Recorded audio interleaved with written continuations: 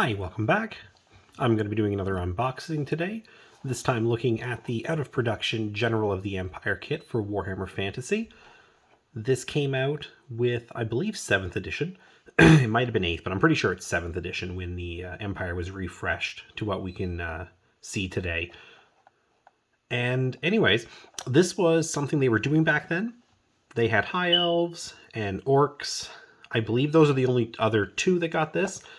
But what it was a pack of 2 characters, one mounted and one on foot, that were in plastic. And when you look at the options, the body here is quite rigid. There's several different head types, there's shields, there's lots of weapons, there's a very cool standard.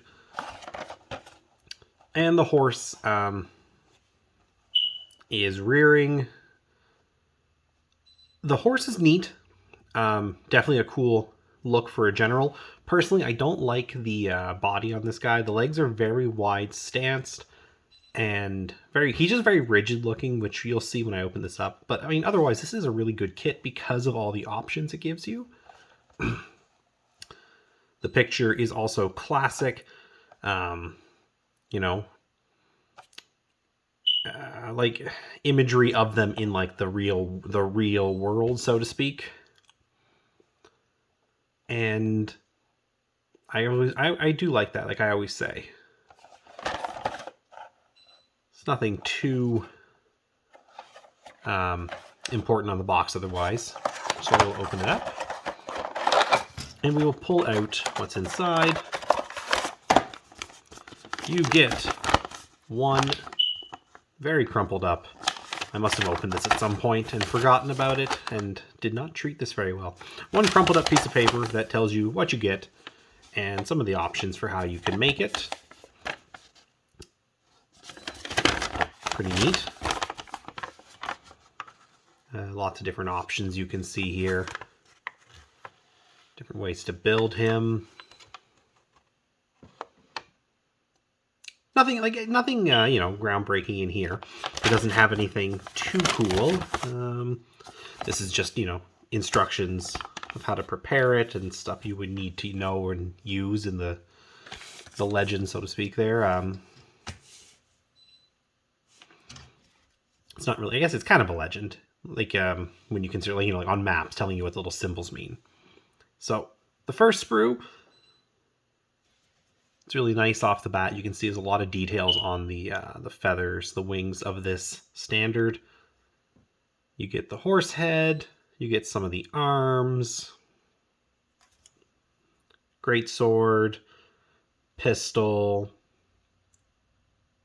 I'm assuming... I don't know what that is. This little cherub. It's a clockwork cherub. That's pretty cool.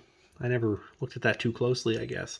You get a gorget, I think it's called. It's a neck protector, essentially. That's an arm. Nothing on here yet for the bodies, for the most part. It's just the arms. It's a cool horse head. Then here you get the horse.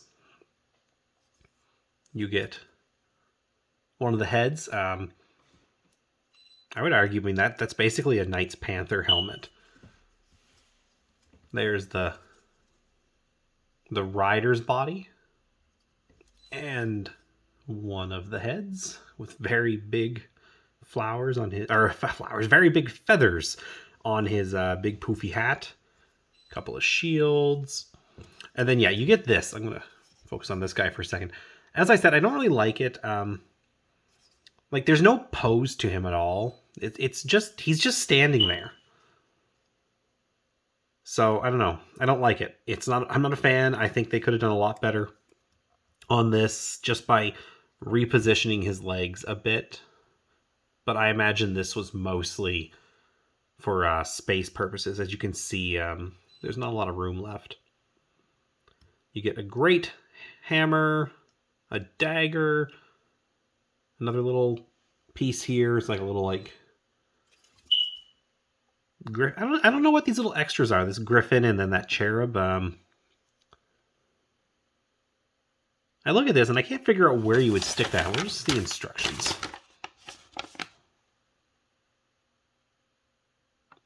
Okay, well, the cherub goes on the lance. And the griffin...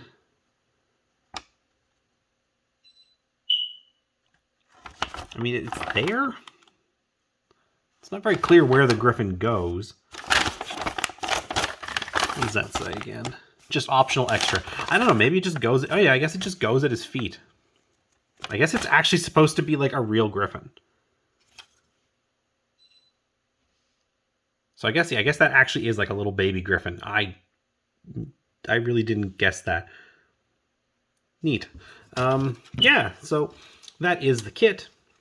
There's nothing really else to look at here. It's a nice little kit that I really wish they still produced.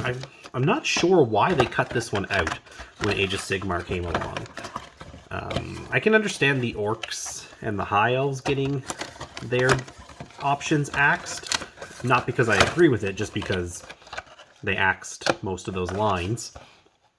But the Empire is still around. I mean, there's cities of Sigmar. There's no reason you couldn't use these. I mean, Karl Franz is a general. It says his name on it. I mean, and if Karl Franz can be on a griffin, and that's fine, I don't see why just a dude with the word Sigmar on his horse armor is a problem. There's nothing in this iconography or this style that doesn't fit the Age of Sigmar cities of Sigmar. The aesthetic they use, because they are just using the exact same Empire models that were available, specifically the ones that weren't cut. So hopefully one day maybe this might come back with the old world or something. Because I think a lot of people still look for this, because it does offer you so many bits, and it just gives you so many ways to customize your leaders. And we always want more leaders when we're playing fantasy. And even 40k, I feel like you can get some use out of this.